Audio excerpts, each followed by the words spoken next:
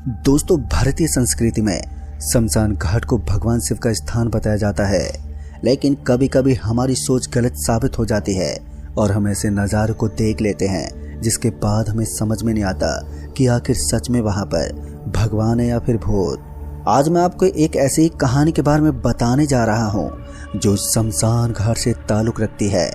दोस्तों, लखनऊ अपनी शानो शौकत, तमीज और तहजीब के लिए मशहूर है, लेकिन लखनऊ की कुछ जगहें बहुत ही डरावनी हैं जहां पर किसी की जाने की हिम्मत नहीं होती है। यहाँ की भूत प्रेत की कहानियां सिर्फ कहानी नहीं है, बल्कि लोगों ने खुद इन जगह पर पैरानॉर्मल एक्टिविटी को महसूस किया है। ऐसा ही एक हादसा मशहूर है लखनऊ के एक शमशान घाट का, जिसके बारे में आज भी लोग जब जिक्र करते हैं तो उनके रोंगटे खड़े हो जाते हैं। तो चलिए जानते हैं आखिर किस तरह का ये हादसा है। ये साल 2007 की बात है जब विनय ने एक भयानक हादसे से सामना किया था। तो दोस्तों, आगे की कहानी मैं आपको विनय के पॉइंट से सुनाऊंगा। दोस्तों, ये कहानी तब की है जब मेरे दादाजी बहुत ही बीमार चल रहे थे। बीमारी के चलते दादाजी को अस्पताल में आईसीयू में रखा गया था और मैं अपने दादाजी से मिल नहीं पाया था। दादाजी और मेरे संबंध काफी मजबूत थे, जिस वजह से मैं खुद भी अपने दादाजी से मिलने के लिए काफी उतावला था। और इधर मेरे दादाजी की भी आखिरी इच्छा यही थी कि मैं जल्द से जल्द उनसे मिल सकूं। लेकिन मैं लखनऊ से थोड़ा दूर था क्योंकि मैं एक फैक्ट्री में मैनेजर का काम करता था, जिस वजह से मुझे अपने दादाजी के पास पहुंचने के लिए काफ़ी टाइम लगने वाला था। ऊपर से मेरे घर वालों ने बताया था कि दादाजी की तबीयत अब लगातार बिगड़ती जा रही थी। ऊपर से गाँव का रास्ता भी काफ़ी खराब था, जहाँ पर डामर की रोड नहीं थी बल्कि कंकड़ पत्थर गिरे हुए थे, जिस वजह से बाइक को चलाने में काफ़ी तकलीफ हो रही थी। एक लंबे सफ़र को अंजाम देने के बाद में लखनऊ के मौजूद अपने छोटे से गांव के बहुत ही करीब पहुंच गया। अपने पुश्तैनी गांव लौटकर मुझे बहुत ही अच्छा लग रहा था, क्योंकि काफ़ी दिनों के बाद मैं अपने गांव आया था। अब मुझे गांव के एक अस्पताल में जाना था और हमारे गाँव में ही एक बड़ा हॉस्पिटल था और उसी के अंदर मेरे दादाजी को आईसीयू रूम में रखा गया था। इसलिए मैं जल्दी से जल्दी अपने दादाजी के पास जाना चाहता था। मैंने बाइक की स्पीड को थोड़ा तेज कर दिया और ऊपर से ठंड की वजह से मेरे हाथ पैर भी ठुठर गए थे। ऐसा लग रहा था कि मेरे हाथ पैर सुन्न पड़ गए हैं और अब उनके अंदर खून चलना बंद हो गया था। हालांकि मेरा पूरा बदन ही ठंडा हो गया था, लेकिन हाथों को कुछ ज्यादा ही सर्दी लग रही थी। और तभी ना जाने कहां से एक उखड़ा हुआ पत्थर मेरी बाइक के टायर में लग गया और मेरी बाइक डगमगाने लगी थी। फिर उसके बाद मेरा कंट्रोल खो गया और मैं धड़ाम से सड़क पर नीचे गिर पड़ा। दोस्तों, ये सब इतनी जल्दी में हुआ कि मैं कुछ भी समझ नहीं पाया। और उसके बाद जब मैं उठा तो मैंने देखा कि मेरी बाइक का पहिया पंचर हो चुका था। ऊपर से मेरे हाथ पैर में भी बहुत ही ज़्यादा चोट आई थी। वैसे भी ठंड जैसे माहौल में जब हमारा शरीर पत्थर से टकराता है तो हमें कितना दर्द होता है, ये सब बताने की ज़रूरत ही नहीं होती। मेरे जिस्म के अलग अलग भागों पर चोट आई थी, लेकिन इस समय मुझे अपने दादाजी से मिलने का एक अलग ही उतावलापन पैदा हो गया था। इसलिए मैं अपनी बाइक को छोड़कर पैदल भी निकल सकता था। पहले तो मैंने अपनी बाइक को स्टार्ट करने की बहुत ही कोशिश की, लेकिन पता नहीं सड़क पर गिरने के बाद उसे ऐसा क्या हो गया था कि वो स्टार्ट होने का नाम ही नहीं ले रही थी। इस वक्त जब मैंने फ़ोन निकालकर टाइम देखा तो मैंने पाया कि इस वक्त रात के लगभग 12:30 बज रहे थे। अब ये देखकर मैं तो और भी ज़्यादा हैरान हो गया, क्योंकि इतनी रात को मुझे यहाँ से लेकर जाने वाला भी कोई नहीं था। मुझे समझ में नहीं आ रहा था कि मैं क्या करूँ। मैंने बहुत ही देर तक बाइक को स्टार्ट करने की कोशिश की, मगर मैं नाकाम रहा। लेकिन तभी मुझे ऐसा लगा जैसे कि मेरे पीछे से कोई आ रहा है और उनके बोलने की आवाज़ मुझे सुनाई दे रही है। ध्यान से सुनने पर मुझे पता चला कि ये राम नाम सत्य की आवाज़ थी और इस आवाज़ को सुनकर मेरे पांव फूल गए, क्योंकि कोई रात को इतनी लेट होने के बावजूद भी किसी को शमशान घाट में ले जा सकते हैं। मैंने अपनी बाइक को हटाया और उसके बाद साइड में खड़ा हो गया। तभी मैंने देखा कि कम से कम 10 से 12 लोग एक आदमी की लाश को कंधे पर उठाकर इसी तरफ आ रहे थे। सच कहूँ तो मुझे अपने गाँव के अलग अलग शमशान घाटों के बारे में मालूम ही नहीं था। मुझे इतना तो पता था कि हमारे गांव में 2 शमशान घाट हैं, लेकिन वो किस तरफ हैं ये मुझे नहीं मालूम था। और वो दोनों शमशान घाट अलग अलग कास्ट के लोगों के थे। अक्सर मैं अपने गांव से ज़्यादा बाहर ही रहता था, तो इस चीज़ की जानकारी मुझे कुछ खास नहीं थी। और फिर जैसे वो लोग मेरे पास आए तो मैंने उनमें से एक आदमी से बात करने की कोशिश की, लेकिन उसने मुझे अपनी तरफ आने का इशारा किया और फिर मैं भी उन लोगों के पीछे पीछे शमशान घाट की तरफ चल पड़ा। पता नहीं क्यों, लेकिन अब मेरे पांव थमने का नाम ही नहीं ले रहे थे।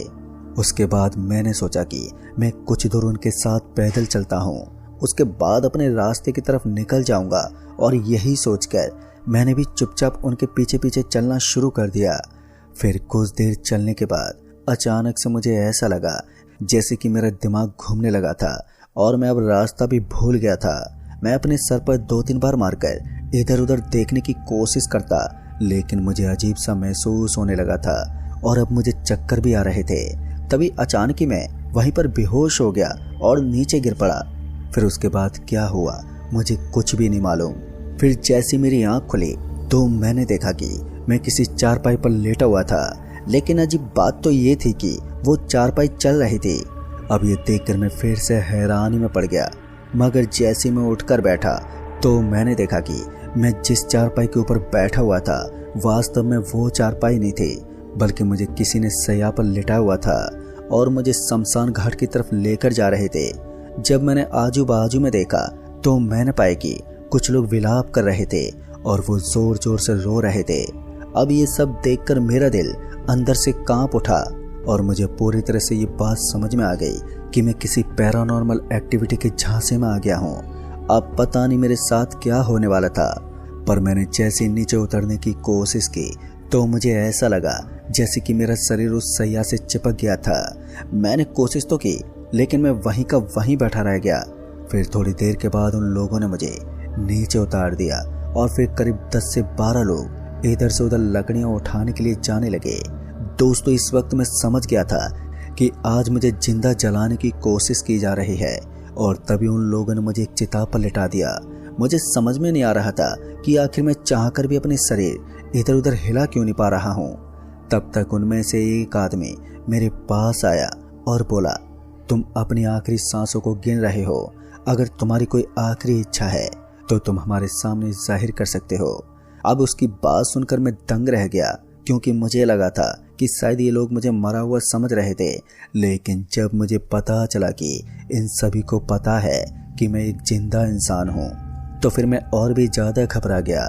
मैंने उस आदमी को जब करीब से देखा तो मैंने पाया कि उसकी आंखें लाल थी और उसके दांत भी लंबे लंबे थे। मुझे समझने में ज़्यादा समय नहीं लगा कि ये वैम्पायर जैसे कुछ भूत प्रेत थे। ये पैरानॉर्मल एक्टिविटी काफ़ी जानलेवा थी। अब मेरे मन ही मन हनुमान चालीसा का पाठ चल रहा था। ये एक ऐसा मंत्र है जो कि इंसान को किसी भी मुसीबत से मुक्त कर देता है। फिर बहुत देर तक मैं हनुमान चालीसा पढ़ने की कोशिश करता रहा और फिर कहीं जाकर मुझे थोड़ा नॉर्मल लगा। जैसे ही मुझे लगा कि मैं अपना शरीर अब कंट्रोल में कर सकता हूँ तो मैंने आओ देखा ना ताओ और तुरंत ही उस चिता से उठकर वहाँ से भागने लगा। लेकिन भगवान का नाम जपने से इतनी जल्दी सब कुछ कहाँ ठीक होने वाला था। अभी तो पिक्चर पूरी बाकी थी। अभी मैं सरपट भागते हुए उस शमशान घाट के रास्ते से निकलने वाला था कि फिर अचानक मुझे वही दृश्य देखने को मिला। दरअसल मैंने देखा कि कुछ लोग एक आदमी के शव को लेकर शमशान घाट की तरफ बढ़ रहे थे। फिर मैं समझ गया था कि इस आदमी के साथ भी यही हो रहा है जो अभी अभी मेरे साथ हुआ था। लेकिन तभी मेरा पैर किसी गड्ढे जैसी चीज में पड़ा और मैं सीधा नीचे चला गया। और जैसे मैं नीचे की तरफ गया तो मैंने देखा कि वहां पर एक बहुत ही गहरी सुरंग बनी हुई थी। इस सुरंग सी जगह के अंदर मुझे मकड़ियों के बड़े बड़े जाले और कचरा ही कचरा फैला हुआ दिखाई दे रहा था। उस जगह को देखकर मुझे घबराहट होने लगी, क्योंकि इस तरह की डरावनी जगह पर मैं अपनी जिंदगी में पहली बार आया था और तो और वहां से निकलने का भी कोई रास्ता नजर नहीं आ रहा था। तभी मुझे वहां पर 2 दरवाजे नजर आने लगे। एक के ऊपर क्रॉस का निशान बना हुआ था तो दूसरे दरवाजे के ऊपर शमशान घाट लिखा हुआ था। शायद इन दोनों दरवाजों को खोलने पर मुझे कोई खतरा ही मिलने वाला था। और जब मैंने ऊपर की ओर देखा तो वहां पर एक गड्ढा तो बना हुआ था, लेकिन अब ऊपर चढ़ पाना मेरे लिए नामुमकिन था, क्योंकि उसकी ऊंचाई करीबन 20 फुट से भी ज्यादा थी। इससे पहले कि मैं वहां से निकल पाता कि तभी मुझे किसी के खांसने की आवाज सुनाई दी और इस आवाज को सुनते ही जब मैंने मुड़कर देखा तो मैंने पाया कि एक 80 साल का बुढ़ा सा आदमी अपने हाथ में लकड़ी लिए मेरी तरफ आ रहा था। अब उस आदमी को देखकर मैं फिर से डर गया और अपने पैरों को पीछे की तरफ घसीटने लगा। तभी उस आदमी ने कहा, बेटा डरो मत, मैं तुम्हें कोई नुकसान नहीं देने वाला। अब उसकी बात सुनकर मेरे अंदर जो घबराहट बनी हुई थी वो हल्की सी कम हो गई थी। तभी उस आदमी ने कहा, यहाँ पर ना जाने कितने लोग फंस जाते हैं, लेकिन तुम्हारी किस्मत अच्छी है जो तुम इस गड्ढे में फंसकर सीधा नीचे आ गए। उस आदमी की हरकतों से मुझे ऐसा बिल्कुल नहीं लग रहा था कि वो मेरे लिए खतरनाक हो सकता है, लेकिन फिर भी मुझे काफी संभल कर रहना था। फिर वो आदमी मेरे पास आया और उसने कहा, अभी रात के 2 बज रहे हैं और थोड़ी देर वेट करो, सुबह के 5 या 6 बजे के बाद यहाँ पर जो भी अजीब नज़ारे दिखते हैं वो बंद हो जाते हैं और फिर तुम यहाँ से आराम से निकल पाओगे। दोस्तों, उस आदमी की बात सुनकर मैंने गर्दन हिलाई। फिर उसने मुझे अपने पास बुलाया और आग के पास बिठा लिया। फिर उसने मुझे अपने बारे में कुछ ऐसा बताया जिसे सुनकर मेरी आंखें बड़ी बड़ी हो गईं और जैसे जैसे वो मुझे बताता जा रहा था तो वैसे वैसे मेरे कान खड़े होते जा रहे थे। उसकी कहानी को सुनकर मेरा दिल कांप गया था। फिर जैसे सुबह के 3:30 बजे तो पता नहीं क्यों लेकिन मुझे नींद का झटका आने लगा और वही आग की गर्माहट के पास बैठे बैठे मेरी आंख लग गई। फिर जैसे मेरी आंख खुली तो मैंने देखा कि आसमान में सूरज की हल्की हल्की रोशनी नजर आने लगी थी और अब मैं अपनी ही बाइक के पास लेटा हुआ था। मेरी बाइक की कंडीशन बिल्कुल सही लग रही थी, लेकिन मेरे शरीर के अलग अलग भागों पर खरोंच आई थी जिस वजह से खून निकल रहा था। फिर उसके बाद मैंने किसी तरह से अपनी बाइक को उठाया और जब उसे स्टार्ट करने की कोशिश की तो वो पहली बार में स्टार्ट हो गई। इसका मतलब साफ था कि रात को जो मेरे साथ हुआ था वो सारी चीज उन पैरानॉर्मल एक्टिविटी की वजह से हुआ था। फिर मैं किसी तरह से अपने घर पहुंच गया, लेकिन तब तक मेरे दादाजी की मौत हो चुकी थी। पर इस बात ने मुझे कुछ इस तरह से सहमा दिया था कि मैं उस शौक से आसानी से उभर नहीं पाया और लगातार 12 दिन तक इसी तरह दुख में रहा।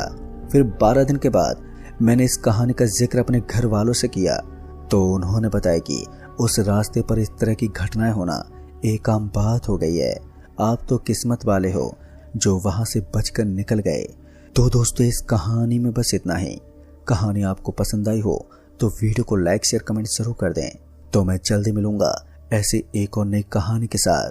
तब तक के लिए बाय एंड टेक केयर।